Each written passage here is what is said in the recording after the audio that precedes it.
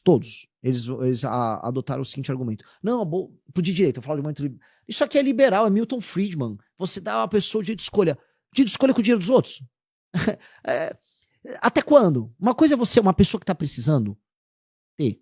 Por exemplo, tem gente que não contribui com a Previdência e tem aposentadoria mesmo assim. Ninguém aqui quer largar essas pessoas à míngua. Acho que a gente acredita no Brasil que existe um pacto e que você pode dar assistência para quem tá precisando muito. Uhum. Agora, a diferença do remédio pro veneno é a dose. A dose já pegou demais. Vocês vão ver propostas. Eu faço um desafio para todos os outros pré-candidatos. Eu tenho propostas publicadas em todas as áreas. Faço vídeo, tudo, inclusive das impopulares. Então você vai ver vídeo meu nas minhas redes sociais falando de acabar com a CLT. Você vai ver vídeo meu falando de reforma fiscal. Você vai ver proposta para como ter startup no Brasil. Você vai ver proposta como resolver município que não funciona. Eu tô crescendo em rede social falando de proposta. É uma coisa meio maluca, mas eu pretendo fazer isso. E eu pretendo até o final manter minha integridade como uma liderança que tem um Brasil, imagina o Brasil e aponta um caminho pro Brasil. E assim será. Cansado de torcer para políticos que não têm uma página de projeto escrita? Se você busca profundidade, técnica e a coragem de quem estuda o Brasil de verdade, seu lugar é aqui. Inscreva-se no @14cortes política e acompanhe a construção da única alternativa real ao sistema. Propostas impopulares a gente tem de monte, né? Eu falei fim da Zona Franca de Manaus. E eu estou até indo bem nas pesquisas no Amazonas, mas eu tô falando real. E galera, não dá pra sustentar isso, isso é doentio. Isso é bizarro. Nós precisamos acabar com a Zona Franca. Nós precisamos criar e eu tô falando isso no Nordeste. Eu vou pro Maranhão, fazer uma rota no Maranhão só com cidade com IDH África Subsaariana, assim, bem hardcore. E eu estou falando pra galera lá: olha, não dá pra tirar o dinheiro dos lugares mais produtivos e sustentar a sua classe política. Nós vamos precisar fazer alguma coisa. Que seja colocar um interventor no Maranhão. Agora a gente vai precisar ter uma política com os estados deficitários brasileiros de desmame. Todo governador tem que trabalhar com o seguinte indicador: aumento da atividade econômica e aumento de arrecadação real. E não viver da arrecadação dos outros estados. Pô, se for pegar o salário do professor da rede estadual do Maranhão e o salário do policial do Maranhão, é mais alto do que a média de vários estados que pagam a conta. Então eles pegam o dinheiro do estado que paga a conta e aí eles pagam melhor a turma deles. Isso é injusto. É injusto com o policial de São Paulo. O policial de Minas não tá tendo reajuste há anos. Tá pistola com o Zema. Aliás, os policiais de São Paulo também estão pistola com o Tarcísio. Enquanto isso, do Maranhão dá aumento. Que isso? E os prefeitos gastando. Tá, todos esses escândalos agora teve o escândalo do Wesley Safadão. Porque para um prefeito se reeleger, toca um show ali. Aí fica vai dançando, e a população vai dançando e vendendo voto. Isso não dá. Não dá para ter município que não seja autossustentável. Então tem que fundir os municípios, especialmente na região Nordeste. Você não vai poder permitir que essas mesmas famílias políticas se reelejam de maneira indefinida, como acontece lá. Portanto, se você não tiver indicadores de desempenho, o prefeito não se reelege. E explicar isso foi difícil de início, mas hoje eu tô tendo uma facilidade muito grande, porque você mostra os escândalos para as pessoas falam: é verdade, cara, não dá para viver assim. No Maranhão. Outras coisas impopulares. O nosso pacote fiscal, que tá protocolado com o Kim, tem temas que vão ser impopulares, mas a gente vai precisar discutir ele. Por exemplo, tem muita fraude no BPC. Vocês acompanham o orçamento brasileiro. O avanço dos gastos com o BPC é assustador. Já é uma curva quase exponencial. Ele aumenta assim. E por quê? Você hoje consegue um diagnóstico de qualquer coisa para você pegar um BPC. O BPC é muito maior do que o Bolsa Família. Então, Bolsa Família, você vai lá no CRAS e pega. É meio fácil. O BPC, o cara, eu sou meio tantã, assim, né? Falando. Eu podia pegar um diagnóstico, sou autista aí, tô no espectro, e pronto, pega um BPC. Então vai ter que passar um pente fino nisso. Outra coisa, ele não pode ser reajustado, que é a desindexação, igual ao salário mínimo. Então uma pessoa tá ralando, sobe o salário mínimo, é um ganho de produtividade. Aí eu atrelo a quem não tá sendo produtivo o ganho da produtividade. Não é o reajuste. Uma coisa é o reajuste, pô, teve inflação e tal. Eu atrelar a produtividade do cara que tá trabalhando. Então eu não posso subir o BPC de acordo com isso. E eu tenho que passar um pente fino no BPC. Hoje, cara, o BPC, pra muita gente malandra, tem muito malandro na praça, é uma boiada melhor, muito melhor do que qualquer outro benefício assistencial. Por isso que ele tá crescendo de maneira gigante. Vai ter que mexer. Bolsa Família, eu estou rodando e já tô avisando o Nordeste, eu vou fazer frente de trabalho. Se um município tem mais de 30% da população que tá em idade para ser ativa, inativa e vivendo de auxílio, o cara de 25 anos, de 30 anos que vai no CRAS pegar o Bolsa Família dele vai ter um papel, um formulário. Olha, temos uma frente de trabalho. Vou te chamar 3 a 4 vezes por semana, vou pagar um valor maior que o Bolsa Família, você vai ralar aqui com a gente. Bolsa Família é um problema mesmo? É um problema. É um problema. Assim, o problema é que todos os políticos, todos, eles adotaram o seguinte argumento. Não, de direita, eu falo de muito. Isso aqui é liberal, é Milton Friedman. Você dá a uma pessoa o direito de escolha. Direito de escolha com o dinheiro dos outros. Até quando? Uma coisa é você, uma pessoa que tá precisando ter. Por exemplo, tem gente que não contribui com a Previdência e tem aposentadoria mesmo assim. Ninguém aqui quer largar essas pessoas à míngua. Acho que a gente acredita no Brasil que existe um pacto e que você pode dar assistência para quem tá precisando muito. Uhum. Agora, a diferença do remédio pro veneno é a dose. A dose já pegou demais. E você tem muita gente no Brasil vivendo de auxílio. Pessoas boas, né? Que tem, então, funcionais. 26 anos, uma moça de 26 anos que tem um filho, faz um bico aqui e ali, às vezes, ou um rapaz faz um bico aqui e ali e fica de Bolsa Família e recusa emprego. Pô, não é que não tem empreendedor. Cara, eu tava em algumas cidades. Cara, graças a Deus eu rodei muito no Nordeste. Acabar com preconceitos que as pessoas têm. Tem muita gente querendo trabalhar. Mesmo gente no Bolsa Família. Agora, o cara é um comerciante. Cara, a produtividade é mais baixa lá. Os salários de R$1.500, R$1.300. O cara não quer. O cara faz o cálculo assim, eu posso fazer um bico aqui, eu faço um bico ali.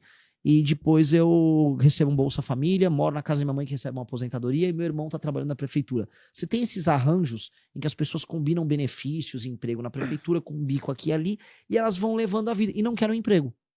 E aí você fica uma coisa muito louca, que graças a Deus eu vi, até entrevistei vários, que são cidades com baixíssima atividade econômica, em que tem empreendedores de diversas áreas querendo contratar e as pessoas que estão formalmente fora do mercado de trabalho não querem ser contratadas. Então você criou claramente um incentivo perverso. Você não pode permitir que uma pessoa em idade de trabalho não queira trabalhar. Vai ralar, vagabundo. Vai tomar banho. Vai se ferrar. O entregador tá ralando pra pagar o benefício desse cara. Esse cara tem que ralar.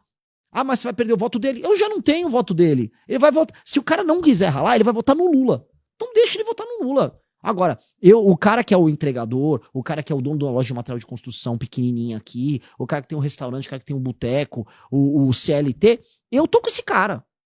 Eu tô avisando, ó, eu tô com você e eu vou fazer o outro trabalhar. Não vejo isso nos meus concorrentes. Aí vem entrar o que é direita no Brasil. O Flávio Bolsonaro comemora. Ah, meu pai aumentou o Bolsa. Pô, parabéns, hein, cara. Eles votaram no Lula. Você é o bichão, hein?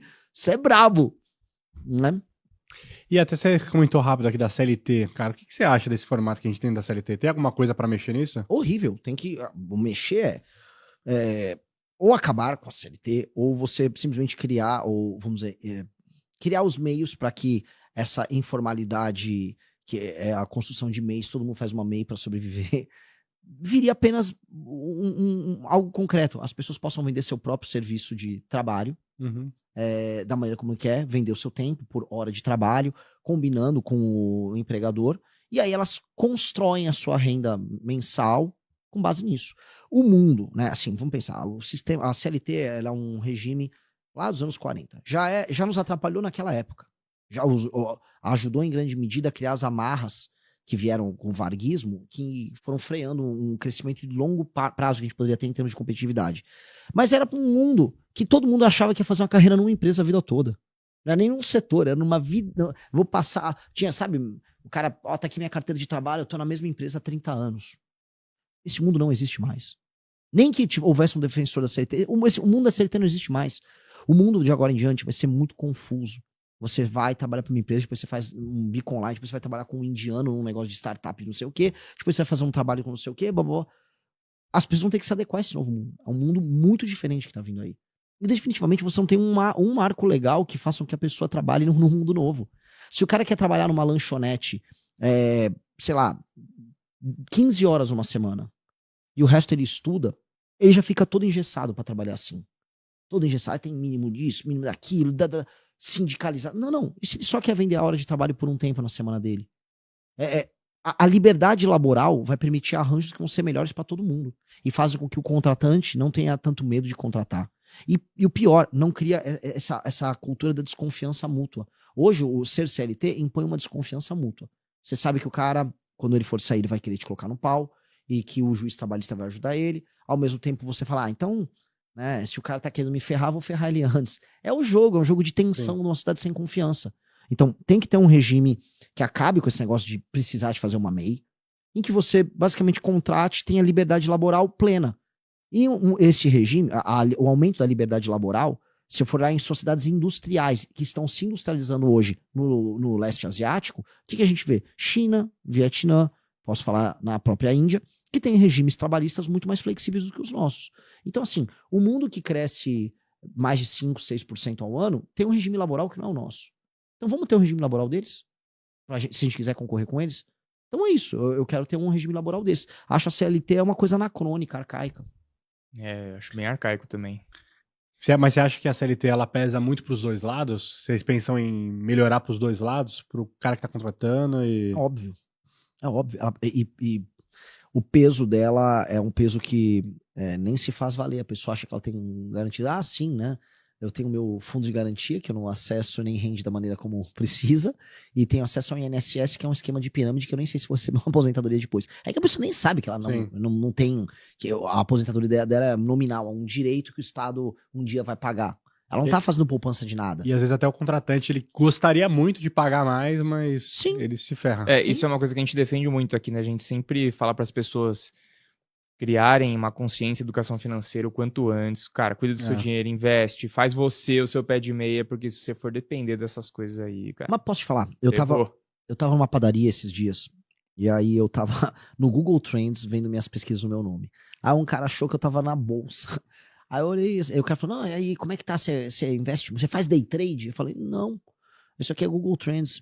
Aí ele comentou, não, porque assim, eu já tô aprendendo a usar, cara, se a gente não souber salvar, ele usou o termo salvar nosso dinheiro, a gente vai ficar sempre se ferrando, cara. Eu faço entrega, eu faço isso, eu tô até vendendo um negócio, aí mostrou um negócio de perfume que ele vende um catálogo. E eu falei assim, e você tá indo bem? Cara, eu tô fazendo minha grana e tô poupando uma grana todo mês e tô investindo. Legal. Veja, era um cara humilde, fazendo dele, não era vítima de nada. Sim. Correria. Correria. E a lógica de investir, fazer o dinheiro render, já tá na cabeça dele. Cara, viralizou um Reels muito foda. Minha mulher que me mandou. É um casal que ele ganha R$2.000 e a mulher dele ganhava 1.600. Nossa. Aí dá R$3.600. Aí no vídeo ele mostra como que ele separava as contas deles. Logo de cara ele separava R$1.000. Ele falou assim, ó, investimento pro nosso futuro. Aí depois 500 do aluguel, 300 de alguma emergência, 800 de mercado. O cara fazia... É bom, hein, mano? Não, eu falei assim, caraca, mano, um casal com uma renda de 3.600, tendo a consciência de separar R$1.000 pro futuro, porque não pode depender do governo, é absurdo, cara. Deixa eu te falar uma coisa, assim, a gente fica falando da Ásia, né, eu falo muito, e acho que a direita tinha que falar mais da Ásia. Porque o nosso referencial é sempre americano, a Europa. Cara. E aí você vê a China rodando liso lá e. Né?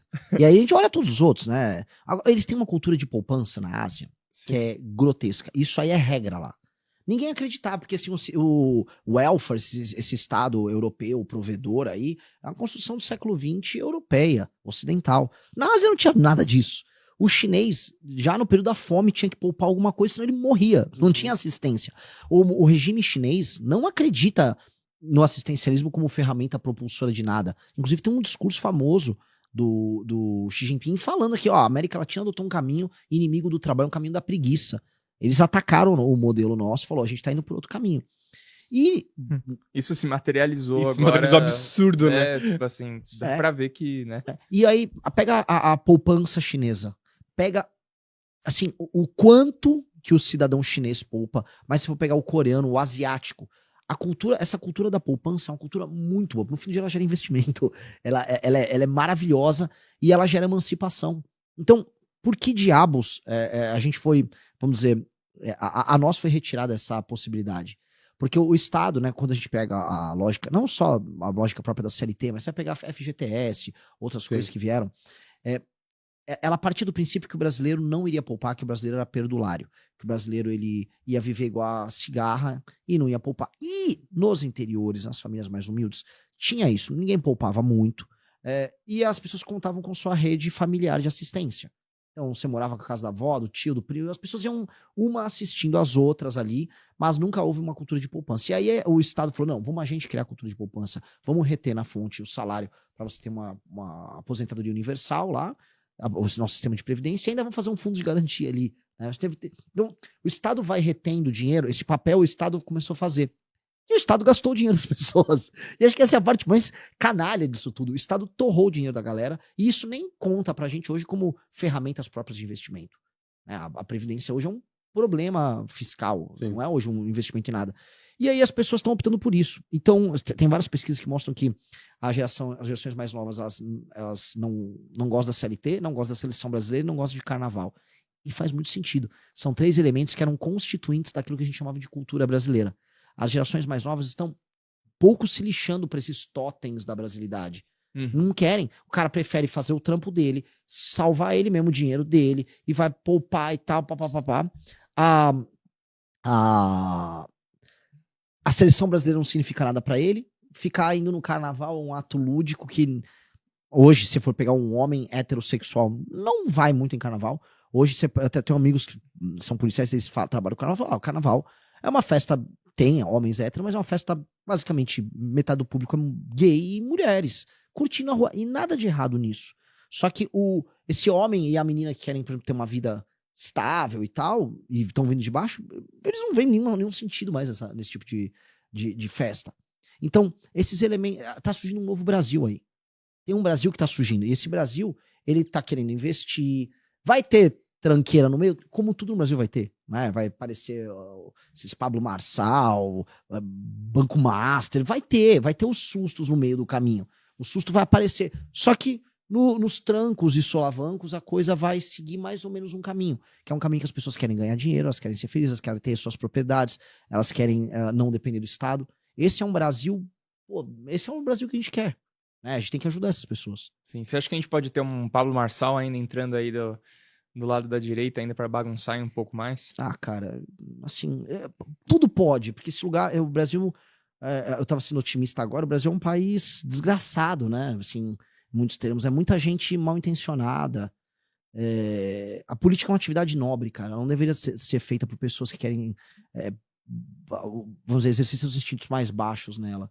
Então eu vejo o Pablo Marçal e eu vejo pessoas sérias. Sabe, você passa, assim, quando você quer ser sério, aí você vê um amigo teu, sei lá, você tá na academia, ou você tá... Aí encontra um amigo de muitos anos. Pô, Renan, que da hora, mano, a gente é de direita aqui, mano. Pablo Marçal é foda. Cara... Sério? Aí o cara, não, mas não é, ele não é do... Depois ele xingou o PT, eu falei, cara... Não é, cara, não é. Vamos tentar ser sério. É difícil, é um país difícil. E o pior, um cara como ele ressoa com esse público que a gente tá falando, com pessoas que querem se emancipar. Pra gente entender, assim, que até quando você quer se emancipar, você vai ter suas dificuldades. Porque, no fundo, aqui é uma sociedade que não é baseada em confiança. Entra um elemento também, assim... Quando a gente tem os rankings internacionais de confiança interpessoal nas sociedades, o Brasil ele tá sempre entre os últimos. O Brasil tá em último nas Américas. Nossa. Então, por quê? Eu tenho uma tese sobre isso, porque as desigualdades são muito... O Brasil é um país altamente desigual, como toda a América Latina, mas ele é mais do que a média. E o Brasil é um lugar em que as pessoas gostam de ostentar sinais de riqueza o tempo todo, como símbolo distintivo de que aquela pessoa deu certo. Então, é muito fácil quem tá no topo levar vantagem sobre quem tá na base. Então é muito fácil ser um pastor picareta e levar vantagem de quem tá na base, ser um político picareta e levar vantagem de quem tá na base, ser um influencer que vende jogo do tigrinho pro cara que tá na base, ser um Pablo Marçal que fala, vou ajustar aqui e me dá uma grana. Então, fazer bem feito no Brasil se torna, por vezes, exceção. E é muito ruim isso. A gente precisa resolver, assim, resolver o problema de ser uma sociedade que ela é baseada na farsa e no abuso é difícil. Renan, pra gente finalizar, qual, na sua opinião, foi o melhor presidente que o Brasil já teve na história?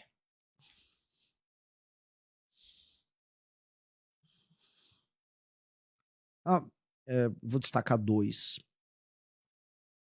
E eu não compro o pacote completo deles, de maneira alguma. O Juscelino e o Fernando Henrique. O Fernando Henrique, ele tinha uma agenda de reformas pro Brasil e ele passou, cara. Assim, se a gente faz uma retrospectiva, esqueçam coisas ideológicas, ele era um homem lá do tempo dele, um sociólogo que foi de esquerda e tudo mais. Nos anos 90, no Brasil, ele passar aquelas reformas que ele passou e ele ter passado as privatizações que ele passou, hoje soaria absurdo. Passar a lei de responsabilidade. Ele ficou a 1 voto de passar a trabalhista ou a previdenciária. Isso nos anos 90, cara. Quando a gente olha e fala, nossa, isso foi muita coisa. O problema é que ele era um homem com as ilusões de esquerda dele. Ele achou lindo o Lula ganhar a eleição para presidente. Se ele era presidente, no segundo mandato dele, ele tinha que cuidar de prender os membros do PT que já estavam cometendo os crimes de corrupção mais bizarros de todos. O escândalo do Celso Daniel era um escândalo no fundo de desvio de verba da prefeitura, de contratos com lixo e tal, que estava rolando aos montes com o PT. O PT financiou o Caixa 2 da eleição de 2002 assim. Ele era complacente, mas tirando essa complacência, ele foi um cara que tinha uma visão de modernização do Estado brasileiro muito acima da média de todos que vieram depois dele. Uhum. O outro, Juscelino, porque ele tinha uma imaginação de Brasil muito, muito, muito braba. Vira presidente da República e ele faz a nação comprar a visão dele. Porque a visão dele não está restrita a Brasília. Tinha a ver com industrialização, tinha a ver com aumento da capacidade produtiva brasileira, tinha a ver com um Brasil que se adequava a um mundo que estava se desenvolvendo, que era a política dos 50 anos em 5. Teve problemas, teve inflação gerada com isso, teve. Por isso que eu não compro pacote dos dois, mas o Juscelino ele tinha uma visão. Essa visão o colocava à frente de quase todos os líderes políticos que vieram depois. Então eu botaria esses dois aí na mesa. Muito bom. Como é que faz pra galera te conhecer aí, quem ainda não te conhece, quer acompanhar um pouco do trabalho que você está fazendo agora na sua pré-candidatura? Renan Santos MBL em todas as redes sociais. No meu Instagram em especial, vocês vão ver propostas. Eu faço um desafio para todos os outros pré-candidatos. Eu tenho propostas publicadas em todas as áreas. Faço vídeo, tudo, inclusive das impopulares. Então você vai ver vídeo meu nas minhas redes sociais falando de acabar com a CLT. Você vai ver vídeo meu falando de reforma fiscal. Você vai ver proposta para como ter startup no Brasil. Você vai ver proposta como resolver município que não funciona. Eu tô crescendo em rede social falando de proposta. É uma coisa meio maluca, mas eu pretendo fazer isso. E eu pretendo até o final manter minha integridade como uma liderança que tem um Brasil, imagina o Brasil e aponta um caminho pro Brasil. E assim será. Cansado de torcer para políticos que não têm uma página de projeto escrita? Se você busca profundidade, técnica e a coragem de quem estuda o Brasil de verdade, seu lugar é aqui. Inscreva-se no @14cortespolítica e acompanhe a construção da única alternativa real ao sistema.